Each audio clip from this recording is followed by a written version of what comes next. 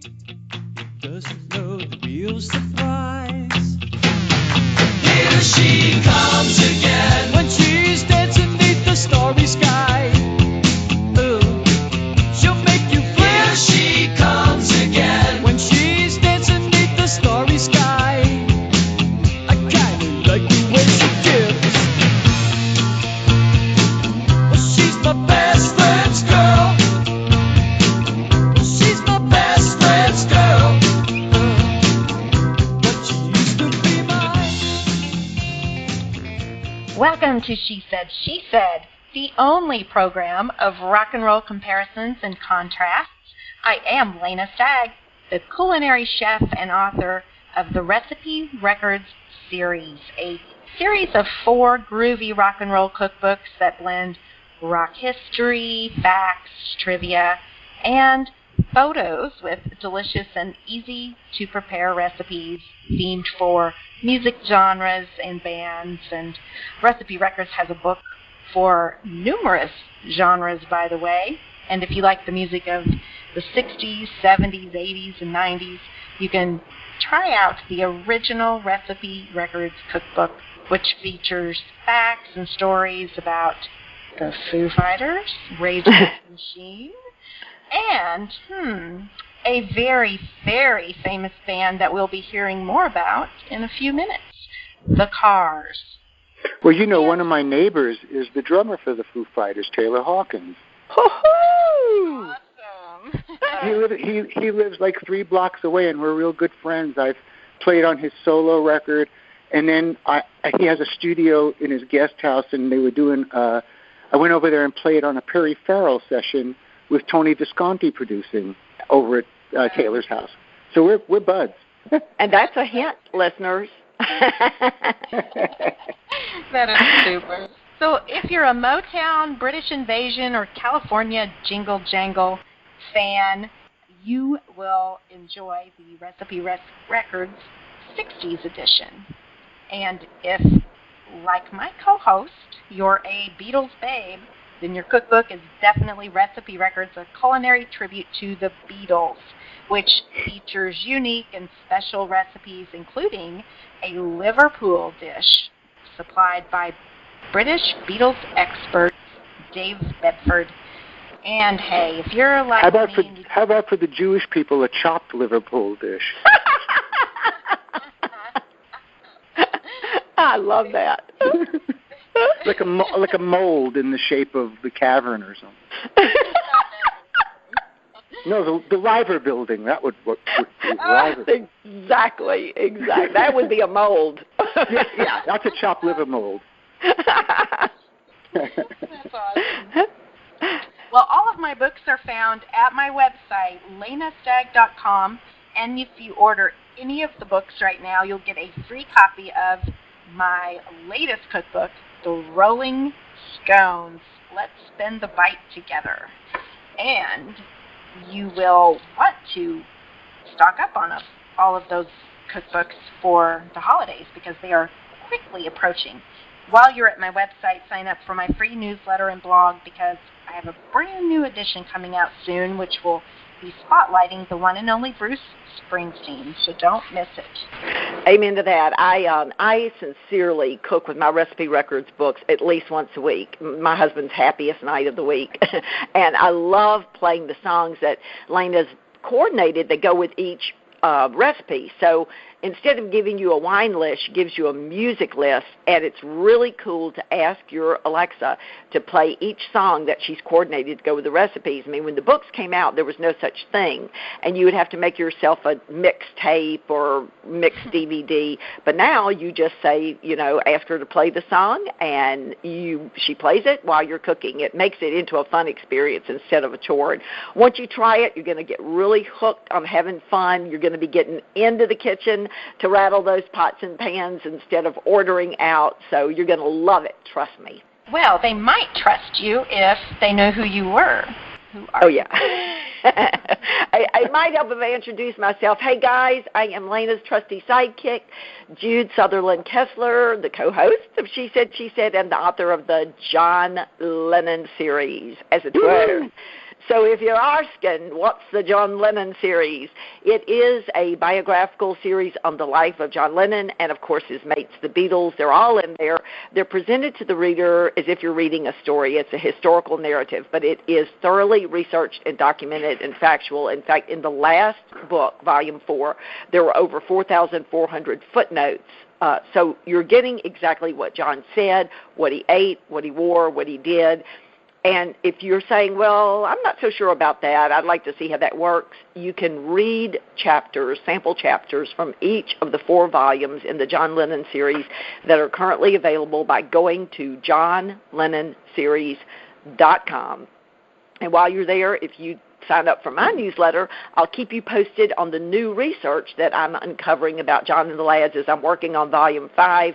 I'll send you links to my monthly Fest for Beatles fans blog, and from time to time I include some cool coupons and some discounts. Absolutely. They are not to be missed. So be sure you sign up. Ooh, I heard an endorsement. Have you signed up? I know. I'm trying to keep my mouth shut, but I love your books so much, Jude, and I've read each one at least twice because they're so enjoyable and such a different way of telling the story. I probably have most every Beatle book out. I've got a wall of them. And, you know, I've heard the story so many times, but I just love it so much. I keep reading them. But yours is unique in the canon. It's just a different way of looking at it. It kind of puts you in the room, and it's just really fun. Thank you so much, and I appreciate all the help you've given me because you know this like the back of your hand, and all of the suggestions and changes and things that you've given me have been extremely helpful, and that gives you another clue to who our guest is today, because if you look on the back cover of Should Have Known Better, you might see his name there. So, Lena, I'll turn it to you.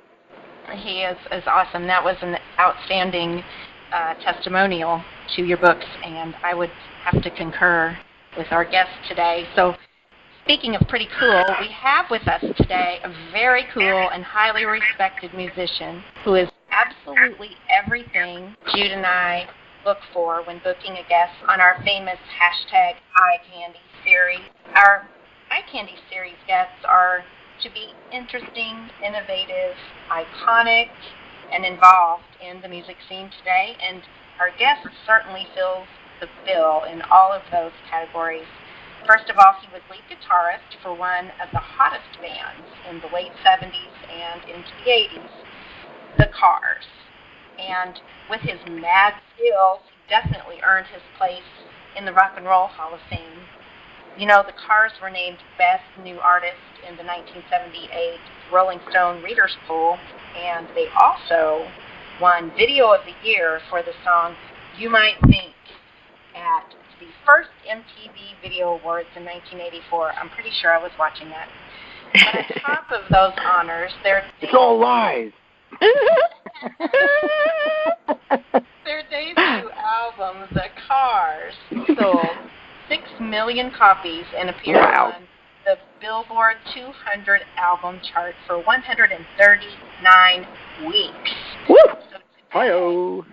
when you listen to those mega hit songs, our guests can be heard rocking away on chart toppers such as My Best Friend's Girl, which opened our program today, and on songs that we're going to discuss in a few minutes, including You Might Think, You're All I've Got Tonight, and Good Times Roll. His accolades are many and talents are off the charts. So please help us welcome to She Said, She Said, Mr. Elliot Easton. Hi, ladies. Great to talk to you again. We're so glad to have you here. Thank you for coming back on the show. Oh, it's my pleasure. It's a lot of fun. Yeah, we're just so delighted that you took away from your really busy schedule to be on the show again. Oh. Well, thank you for asking me back. You're always welcome. We might have to make you our additional co-host. Oh, yeah. Yeah. Souffleing with Easton or something. That's great. So we can't wait to dive in and talk about the Cars and the influence that the Beatles had on your musical career, Elliot. But before we do, tell us a little bit about your current supergroup, the Empty Hearts, and bring us up to date on what you guys are doing right now. You gave us a little hint about it last spring, but inquiring minds are still wanting to know what is definitely with the Empty Hearts. Well, I'd be happy to tell you we're in the final mixing stages of finishing our second album, CD, whatever it's called these days, and then mastering, and it's coming out on Valentine's Day 2020. Oh. We thought that would be appropriate with the Empty Hearts coming out on Valentine's Day, and the label thought that there was some fun opportunities with that. So that's going on, and then after that, we've already shot a couple of videos and photos and stuff, and we hope to get out on the road and like play a lot. Really, that's the plan. Is like to get out there in the coming year and really get out there and play together. Because if people don't know who the members of the band are, besides myself, we have Clem Burke from Blondie, who's another Hall of Famer. Wally Palmer from The Romantics, which you can't turn on a TV commercial or a movie without hearing That's What I Like About You, right? Yeah. And the great bass player Andy Babuke, who played in a great band called the Chesterfield Kings, and Beatles fans will also know, especially gear geeks will know Andy from having written the book Beatles Gear, which is like the Bible of the Beatles equipment. He literally writes about every piece of equipment they used from, I guess, 58, maybe when they met at that fete at the church, up until they broke up. Every microphone, guitar, amp. And so it's a great reference book. And he did the same thing with the Rolling Stones. So anyway, we've got a really fun and interesting band, and we have a lot of lively conversations about all the kind of stuff that we all love to talk about. You and us, and it's all wall-to-wall Beatles and gear, and we have a lot of fun. But what I was going to say about it all is because some of the other guys like Blondie still tour sometimes, and the Romantics still play shows. So the Empty Hearts is kind of like our bowling night in a way. Yeah. It's like, you know what I mean? It's like what we do for fun when we have a window where everybody's free. Yeah. And, it's a little tricky sometimes to get that working where we can all get together, and we're spread out across the country. But the new year, we've all committed to like really putting some time into this thing and getting out there and playing, because that's the most fun. Oh, Wow. Sure. And that, the fans are just rabid to watch supergroups like yours get back together. I'm just going to say one more thing about the record, and I'm not going to answer any questions about what I'm going to say. I'm just going to say it. But when you hear who plays drums on one song, you're going to die. Oh. Yeah, see, you said that last time, and I've been going back and forth because I know that Paul plays drums as well as Ringo. So well, it's supposed to be a surprise, so I don't want the guys to kill me. But we can't wait to hear. We cannot wait to hear. You've got to come back on when you can talk about it. You've got to come back on. Cool. There's all the record is like shows some growth. I mean, kind of like the Beatles. I wanted this record to have more sort of ear candy and sound effects and different vibes and textures. And there's one kind of soul, kind of Stax Volt kind of song that has the Uptown horns on it, and there's a kind of White Album-ish stuff that I was kind of into, this Lennon-y kind of vibe and writing kind of stuff like that. And there's some there's some jangle, there's some Rickenbacker 12-string jangle, and it's a good, it's a fun record, and I think it's a progression from the first one, because we were so can we reserve a Valentine's third radio show and get you to premiere it when it comes out and play some of the songs? Oh, absolutely. That would be a blast. I'd love the opportunity. Okay. I was just going to recommend that. We would love it. Well, maybe we could get some of the other Empty Hearts to call in on it too. Yeah. I'm sure I could arrange that. I'm sure they'd be happy to. That would be fantastic, just fantastic. Well, we need to jump back in time and look at some. You should get Andy because he's such a Beatle expert. Yeah, that would be great. And I have so many questions I could ask him. Oh my goodness! And he would. I know he'd love to do it. Well, that would be phenomenal. We will put it down, and if you two could do that, that would be fantastic, just fantastic. Now, Jude references you were books quite a lot. Say what? Tell us that again, Lena. Jude references Andy's book quite often, so I know that she would probably really enjoy chatting a little bit with him too. Yeah, it would be the whole experience would be wonderful.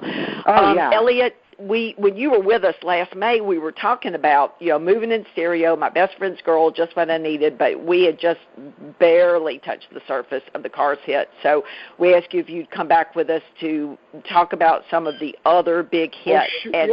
Because we haven't even gotten through side one of first record. I know, and that's the thing. What a record that was! The joke in the band was that we should rename it the Cars' Greatest Hits. Really, no joke. I mean, talk about a blockbuster. And the song I wanted to talk about is the one that is also, I believe, on that same LP. Really edgy, really sexy song. You're All I've Got Tonight. So let's play a little bit, and we'll all listen, and then we'll talk about it. Here is You're All I've Got Tonight.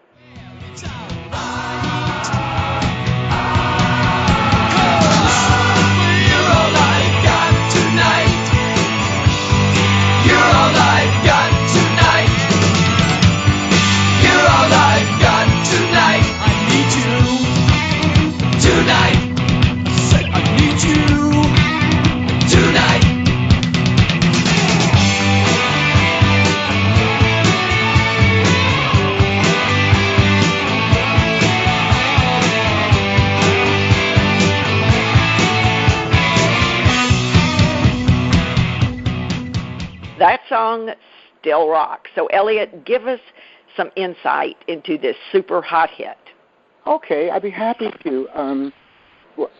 From my perspective, that song was always one of my favorites live because that was the spot in the show where I got to stretch out a little bit and I could extend that solo at the end. And then, we had a cue set where I would play, and we'd come back in with the last chorus. And so it was always kind of fun for me because I could kind of make it a little different every night and stretch out a little, which isn't, it's not really the Cars' oomph, you know what I mean? Right. It's like short, let's say it, Beatle-y kind of, short pop solos and stuff, and that's what a lot of people know me for, and I play a lot of other styles and different things, and so it was always fun playing that song. I always loved that one because we could kind of jam out on it too. Yeah. Well, it is amazing. It's really edgy, especially for the year that it was released. And was there any Beatles impact or Beatles influence on the song? Anything that they inspired when you guys were writing it? I knew that you might ask that question, and I was thinking about it. And I think it's not so much necessarily that there's any notes in the music of that song that you would necessarily identify as directly, being influenced by the Beatles, but I think there's some Beatles in everything we do, and it's also just more about the spirit of experimentation,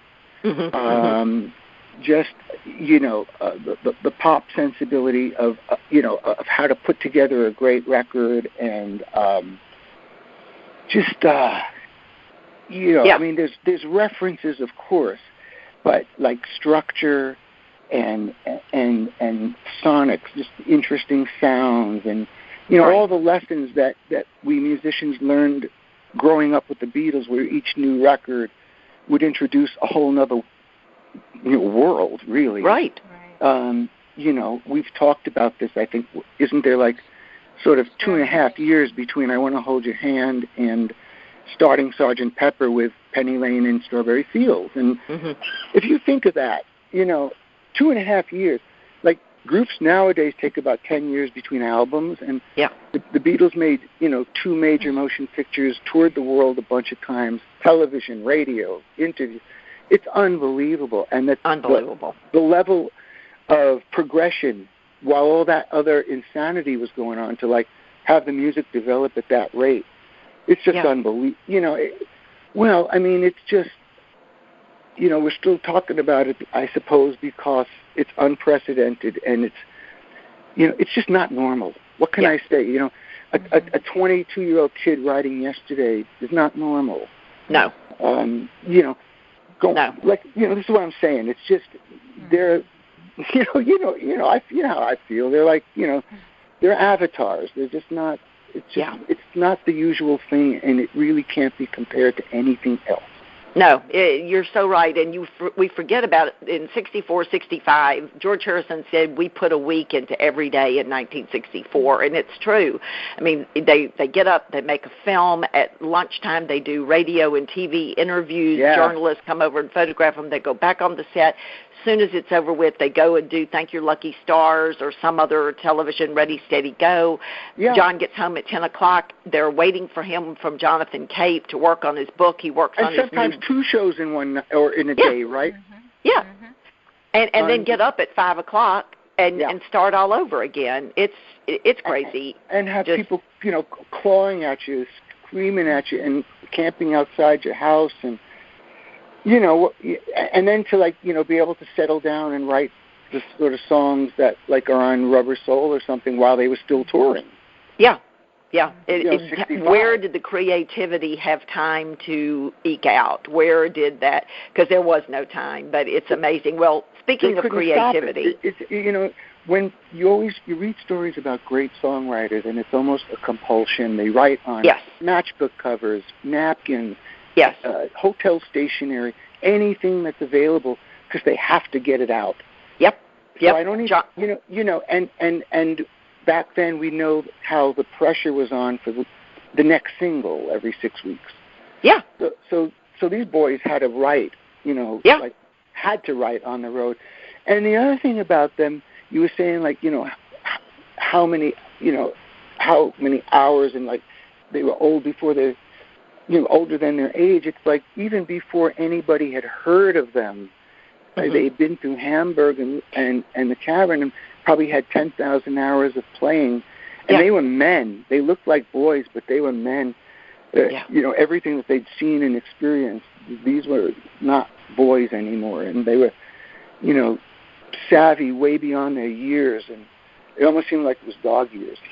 It is a very unusual thing. The only thing that I think equates to it in history is the fact that in a very tiny town, Concord, Massachusetts, within a mile span, you had Alcott, Hawthorne, Emerson, Thoreau, all of Margaret Sidney, all of these great authors. That's where I lived in Boston. I lived right by Walden Pond in a town called Weston. Yes, I know right where it is. Yeah. I know right where it is. And it's just near Waltham. It's a very strange phenomenon that happened, and the same thing happening in Liverpool and giving us these geniuses. Very, very unusual in history. Paris in the 20s. Yeah. It's just amazing. Yeah, it's just like a Mozart kind of thing. You just can't explain it. No, you cannot. And that's why we've been trying for 50 years, and it's so much fun to try. But I don't, you can't really explain magic and genius. No, you can't. It just is. It's God-given, and it's just, it's from another whole place. It's just right. It's a cosmic appearance, and that's why the world is still so fascinated by it, because we've never seen anything like it before or since. Yeah, it was very special. Well, let's go back to 1978 with that debut album of yours, The Cars, because I remember hearing The Cars for the first time, and there was a different sound, a sound I'd never heard before. There's that famous line in A Hard Day's Night where they are talking to George, and George is saying that, he doesn't like this girl that's so fashionable and popular. And turn on the TV and say rude things. That's it. That is it. And the guy, the fashion designer, manager, gets so upset, and he says, "Mark that down. That's a clue to the new direction." You know. I love the very last shot where he goes, "What?" He just like turns to the camera. That guy. He goes, "What?" I know. Like he's so on edge about like what's going to be the newest trend and craze. I know, the clue to the new direction, but that's what the Cars were to me. Because after growing up in the 1950s with the doo-wop sound and then the British invasion, suddenly there is this different sound that you hear in Good Times Roll. I thought where you were going was in that scene, that metal sculpture where George like hits it. And he goes, "You don't see many of these anymore." I know. Like it's a musical instrument. I know, exactly. Kind of a precursor to the sitar, you know. You don't see many of these anymore. It is a classic. Well, tell us about Good Times Roll, and if there's any Beatles connection or anything like that, we'd love to hear about it. Well, I think like first. We probably talked about it, but that first record was actually made at George Martin's studio in London, Air, and Paul, during the time we were there, was recording in the next studio, and we're just we were so filled with all of that anyway. In Good Times Roll, in the chorus, there's that huge chorus of Good Times Roll. And, of course, that was a lot of, Roy Thomas Baker, his Queen-style layering of background vocals. But if you listen to the guitar, and I'm just sort of doing a jangling, and it's almost like, it's a little bit like a Please, Please Me kind of lick, or Every Little Thing kind of, just like a little, like, jangly kind of thing. And it definitely comes from there. But, after playing guitar for so long, and I've been playing since I'm a baby, it's almost like you have like this Rolodex in your brain, and this stuff comes out.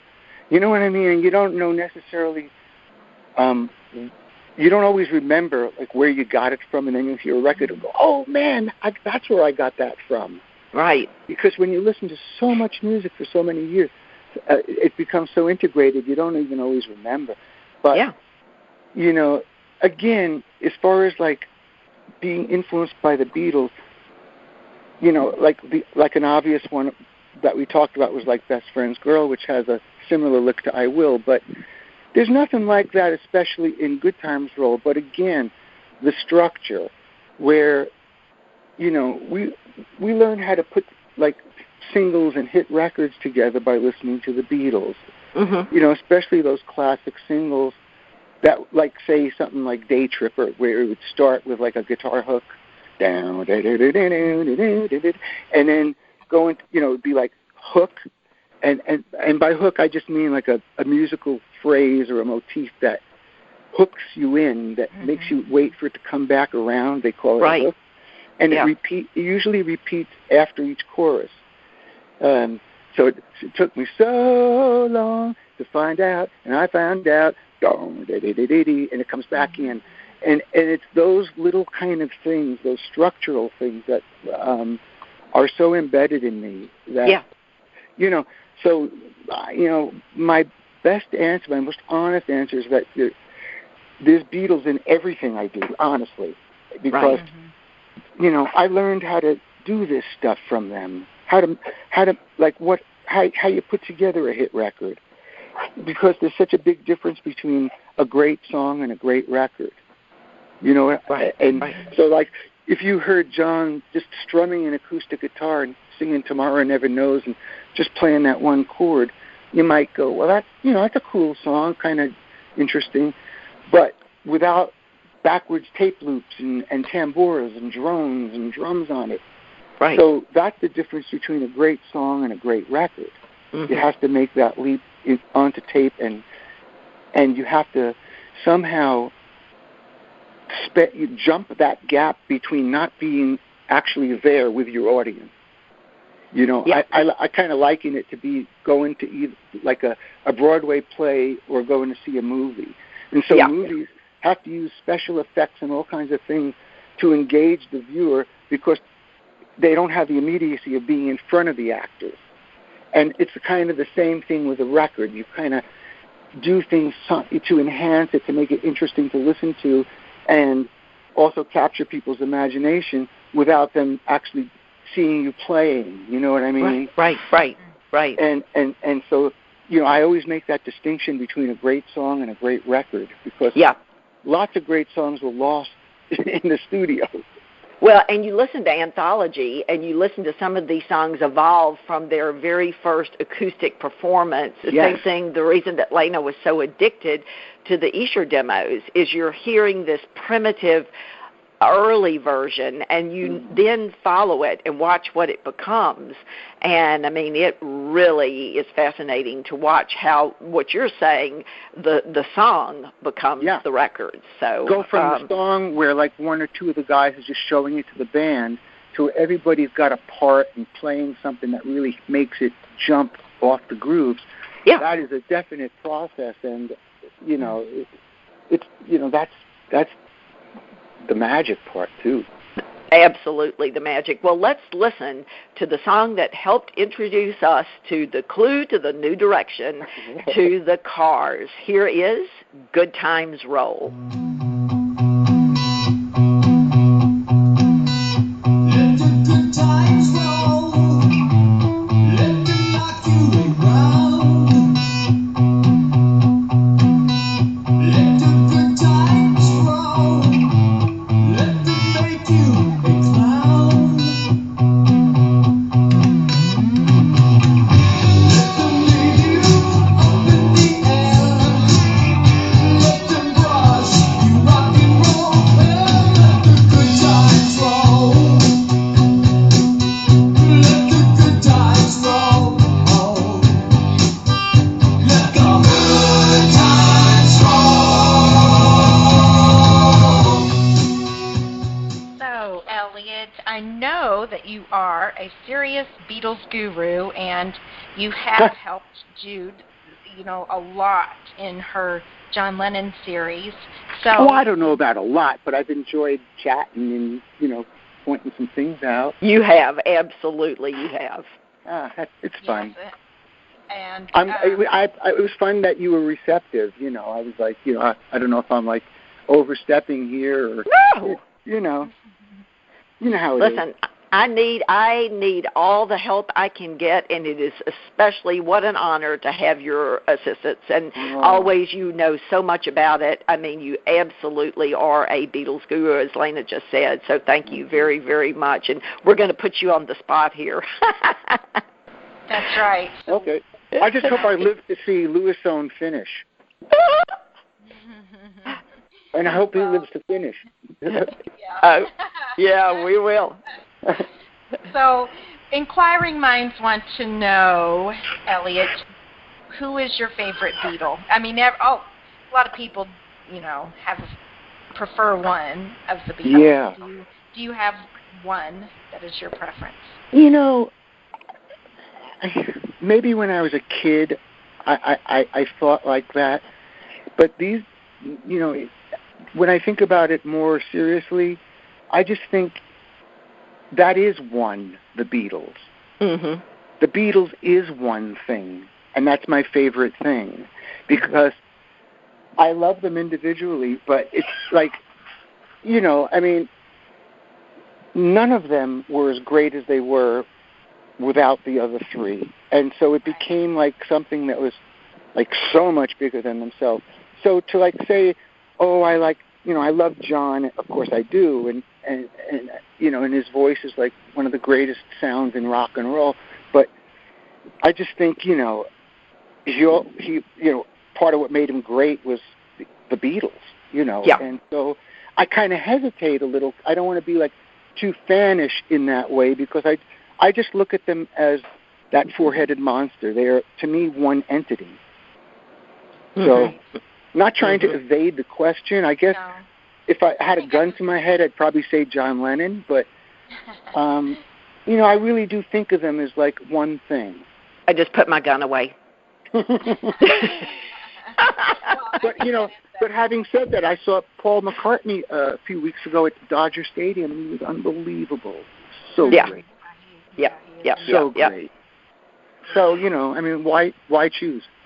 Right. So I posted on Facebook like a couple of months ago. I said, can't we love both the Beatles and the Stones and just agree to hate what's his name?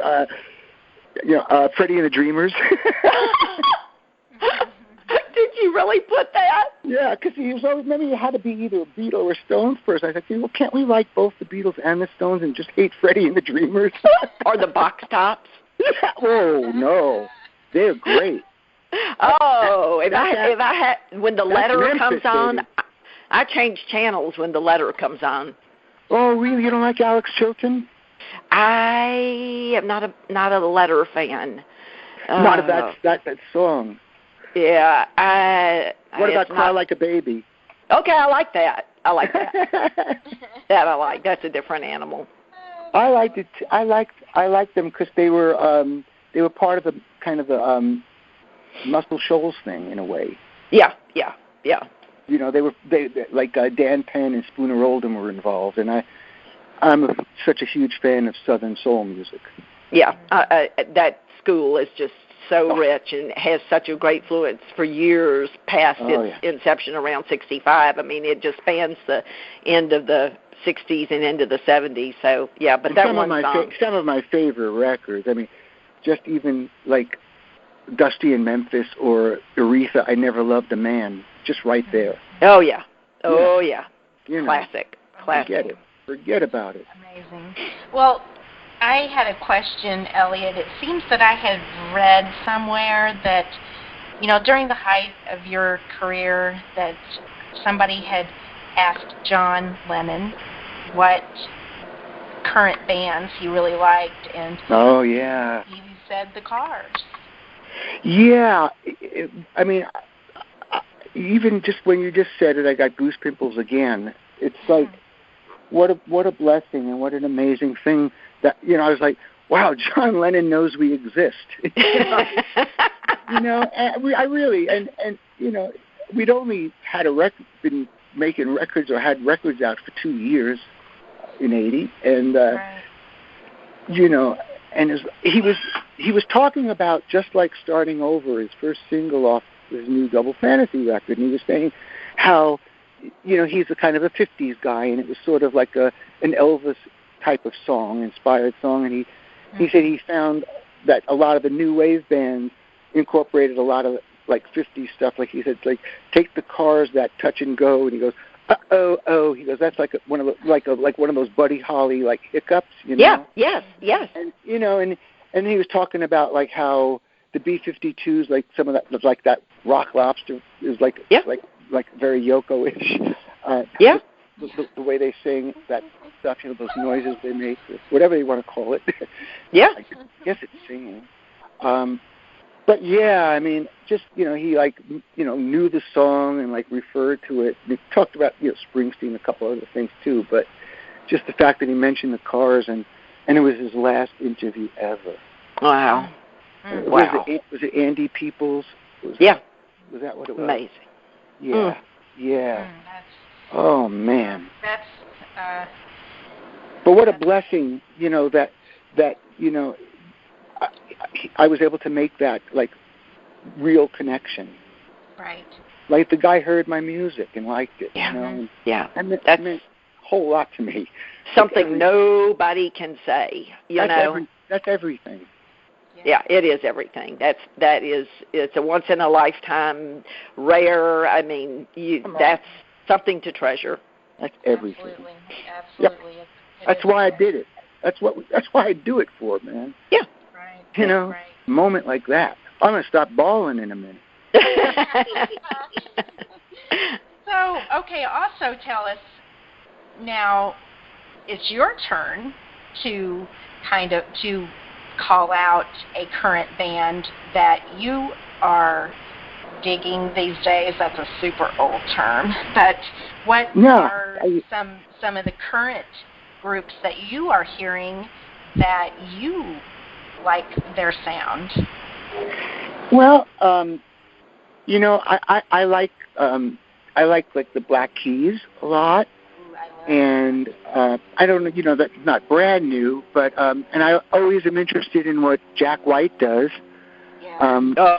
I like the Raconteurs, his sort of band after the White Stripes too.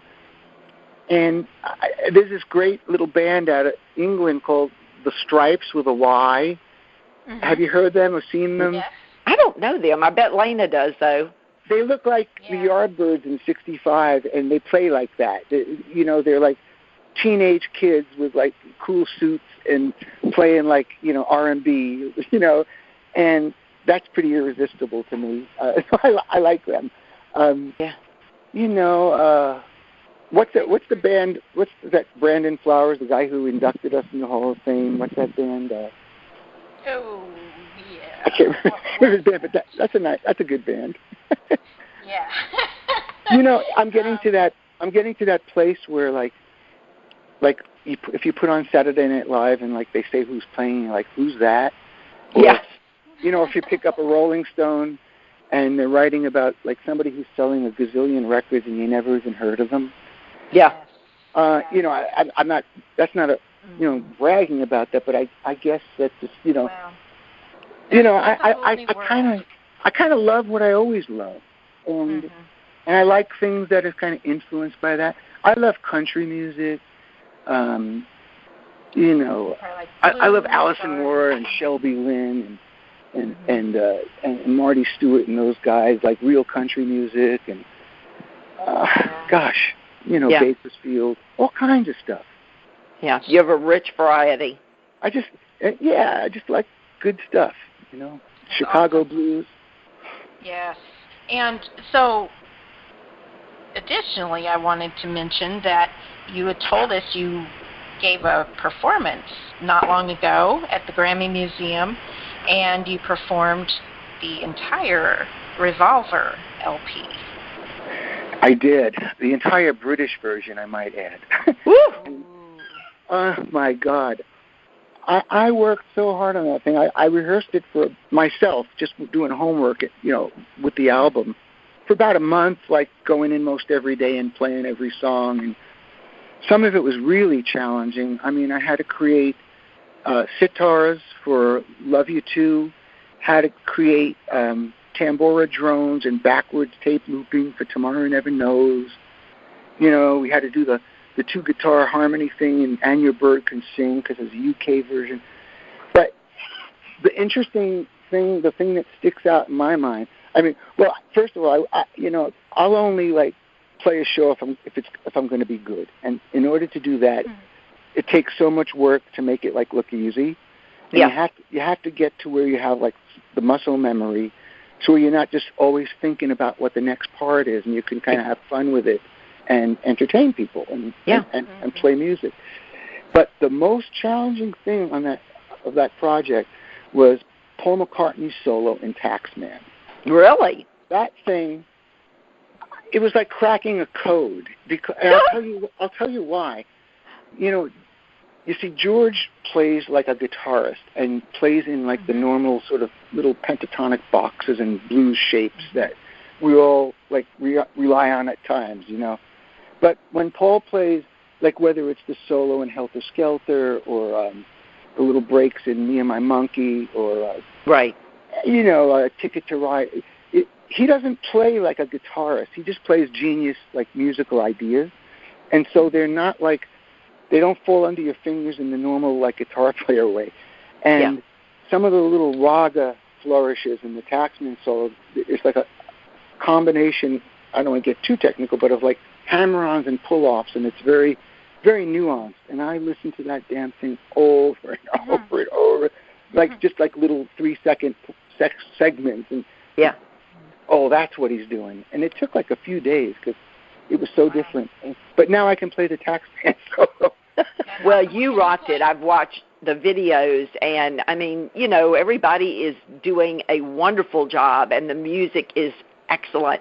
And then there you are, and you are bringing it, as we say in the South. I mean, you are putting on your max showing, not just standing on the stage doing the music. So kudos to you. That was a great performance. You know, Jude, I can't do it any other way, man. And I'll tell you what, it's the Beatles Revolver album. I mean, Yeah. I'm gonna work so hard to be great. I want people to go, holy mackerel, that sounds just like the record. Otherwise, it's not even worth it to me. Yeah, well, it was I could have toured that album by the time I was done, and it was all for just one damn show, or two shows, an early and a late. But it was a lot of fun. I mean, I almost felt like I was channeling at some points. I was so into it, Yeah. You can see that you're into it, and this show will be posted on Facebook and Twitter and all that, but we will put on our Facebook She Said page several of those videos for people to watch next week, because fun. It's amazing. Another great one that I love was the year before we did the White Album 50th anniversary, and we did While My Guitar Gently Weeps, and I had, that was another one that I worked real hard to nail. And is there video of that? Yeah, there is. Because we'll put that up too. As a matter of fact, I'm up there with Lawrence Juber, who's in the last incarnation. Oh, yeah. And John Jorgensen, who you might know, right? From Desert Rose Band and Sessions and the Helicasters and just studio work and stuff. But, wow. Yeah, but I told them, and I said, I own this solo, and they were like, okay. And then I just I knew I had it. I just owned that thing, and I worked on it. And if you hear it, you say, hopefully you'll like it. But well, listeners will. I don't roll any other way. It's got to be like, holy crap. That's terrific. We didn't expect any less out of you. Well, you got to take pride in your work, and right. If you're going to do it, do it. Go. Yeah, if you're going to sign off on something, you don't want to be thinking about it later that I should have or could have done a little bit more work and I would have been better or this or that. That's harder to live with than the work. Right. That's the work ethic that goes into being a famous rock and roll band, isn't it? I mean, it's just that like work I said, ethic was behind the Beatles as well. Right, and it's that same thing of how hard they worked to make it look easy. Yeah. Jude, you were talking about like listening how great, like on say the anthology discs, how you hear the early versions of records, and then you could hear just like how hard they worked from getting it to that point to where it was finally, the record. It's like unbelievable how hard they worked. That's right. Take after take, just trying stuff. Man, we could talk about this forever. We could do hours of, it's just, there's just so much. We would talk about, like, songs versus records, and, like, I always kind of think, like, in rock and roll, pop, like, the song ain't done being written until the record's finished. Oh, I like that. You know what I mean? Because if somebody comes up with an idea or a hook or a musical line that just makes the song, whether it's, Carol Kay's bass line and the beat goes on or something like that, or just any kind of part that just people go, whoa, Yeah. Yep. That's, to me, that's a compositional contribution as far as I'm concerned. You know what I mean? It's like, yep, I think that's a great quote. I may have to borrow that from you and footnote it. But it's true, I mean, until that thing's mixed, anything can go on there. Yeah, sure, absolutely. Someone has an idea and all of a sudden it takes a left turn. Yeah, really. I love it. That is so true. It is. Well, Elliot, we sadly have come to the end of our time, but we want to make sure that our listeners know where to find you on social media so they can watch for the Valentine's Day release of The Empty Hearts. I can't think of a more perfect way to spend Valentine's Day than with The Empty Hearts. Yeah, those little pink boxes that you used to take when you were in elementary school with the little candy hearts that say, I love you or please be mine. Yeah. I was thinking maybe we should make those boxes for the Empty Hearts and have nothing inside.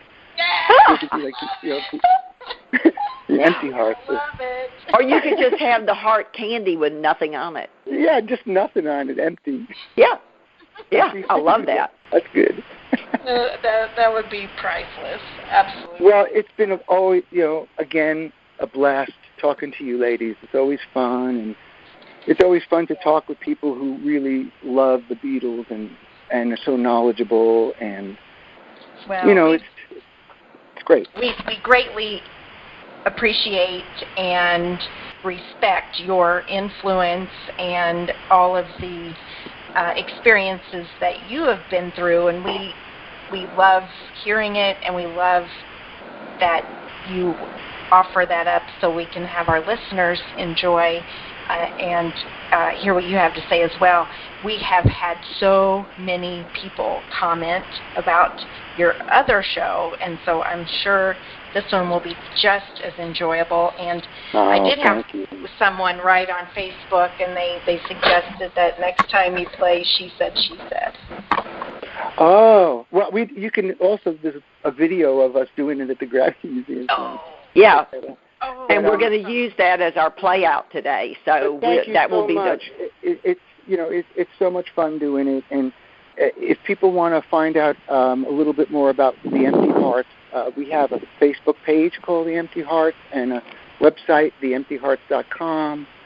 And you can go on either of those, and there's links to videos and songs and stuff and photos, and you can check the band out and stuff. Thank you.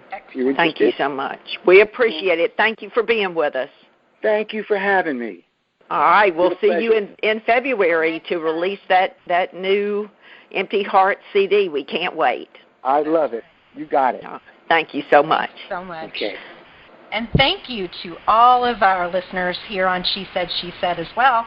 We appreciate your being a part of all we do, and we hope that you're enjoying the ride as we begin our third year of this program together. I can't even believe it.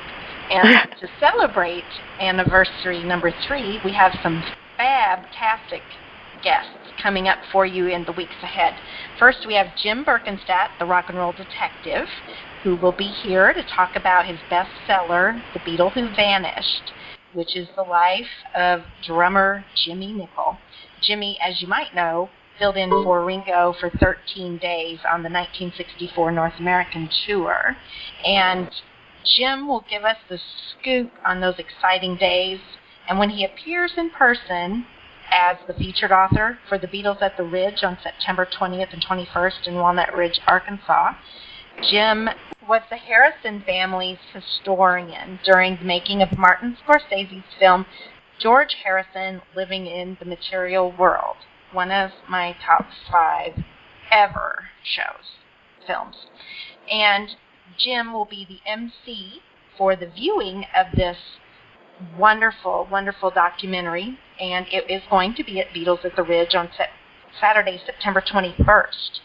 So, to make the viewing experience really unique, he's going to take the Ridge guests through that film with him and bring it to life as only Jim Birkenstadt can. He'll give She Said, She Said an insider's look at the film as well when he gets on our program next week. I think it'll be out in a couple of weeks. Yeah, we'll get it out soon. And Lena and I sincerely want to invite all of you to come out and meet Jim in person, as well as Bruce Spicer, who will be releasing his brand new book, The Beatles Get Back to Abbey Road. We have the official book launch party for Bruce that weekend, and we have Ken Orth's Meet the Lookalikes as well, all September 20th and 21st. It's a free 2-day Beatles Festival and Symposium, and our cast of stars, they are absolutely remarkable. Absolutely. You are not lying. We also have a fabulous MC, Susan Ryan, and she's going to be on the show next week with Jim Birkenstadt as well. So don't miss the book launch party that we are hosting for Bruce Spicer's brand new book, The Beatles Get Back to Abbey Road. And the party is going to be on Friday night, September 20th. These are all of these presentations take place in the studio in Walnut Ridge on Main Street, Walnut Ridge, Arkansas. And on Saturday, Beatles at the Ridge attendees will get to explore the unique, fun stories behind American Beatles memorabilia and American Beatles fan clubs. So we have authors Terry Crane, Sarah Schmidt, and Patty Gallo-Stinman on hand to talk about all of these fantastic topics. In addition, on both days, we'll also have music, from the majorly talented artist and musician Rand Kessler, Woohoo! who is also our Jeff Emmerich and does a fantastic job on our shows. And we also have teen sensation Cameron Hicks. You're going to see door prizes, refreshments, and a really special tour of the unmatched collection and Beatles exhibit, which is entitled Meet the Lookalikes, and it is being exhibited by curator and collector Ken Orth. All of this is free, absolutely free. Go to the website, BeatlesAtTheRidge.com, and make all of your plans, see the schedule, see what's going on. You better get a hotel reservation quite quickly. And we look forward to seeing you there. You're going to have the time of your life. And until then, here's to food for thought, food for the soul, and food for the love of rock and roll. And as we play out with Elliot Easton shining on the Grammy Museum version of She Said, She Said, I'll leave you with these words. Ta-ra and shine on.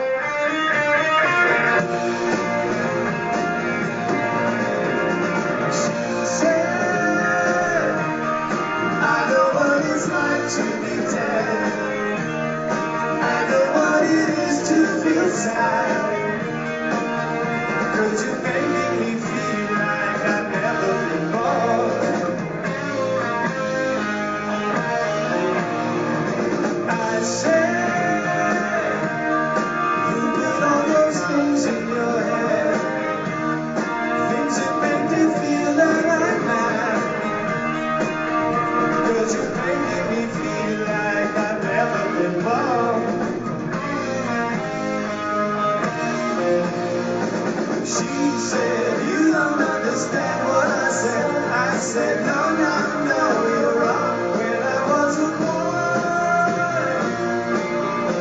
everything was right. Everything was right. I said, even though you know what you know, I know that I'm ready to leave.